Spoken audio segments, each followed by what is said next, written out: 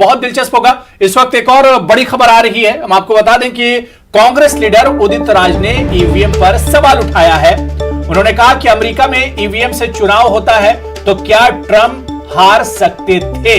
Tweet करके पूछा है, यह सवाल उन्होंने पूछा है कि मरीख और चांद के करीब मौजूद आलात को जब जमीन से कंट्रोल कर सकते हैं तब वोटिंग मशीन हैक क्यों नहीं की जा सकती। यह बयान है उदित राज का। जी हां, कांग्रेस लीडर उदित राज का बड़ा बयान ईवीएम को लेकर आया। उन्होंने कहा कि अमेरिका में अगर ईवीएम से चुनाव होता तो ट्रंप चुनाव नहीं हारते।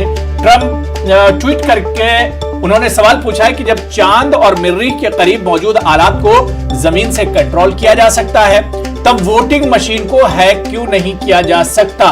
तो कांग्रेस लीडर उदित राज ने ईवीएम पर सवाल उठाया है। इससे पहले भी कई बार ईवीएम पर लगातार सवाल उठते रहे हैं और जब जब कोई चुनाव करीब होता है या जब जब नतीजे आते हैं तो ईवीएम पर चर्चा जरूर होती है।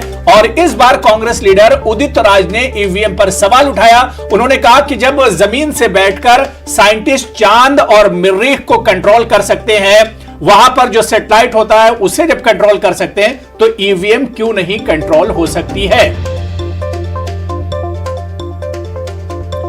सैफ खान आपके पास आना चाहूंगा। उदित राज का ट्वीट मैंने आपको पढ़कर बताया। उन्होंने कहा कि ईवीएम से छेड़छाड़ की जा सकती है। ईवीएम पर कांग्रेस ने एक बार फिर सवाल उठाया है। सैफ खान,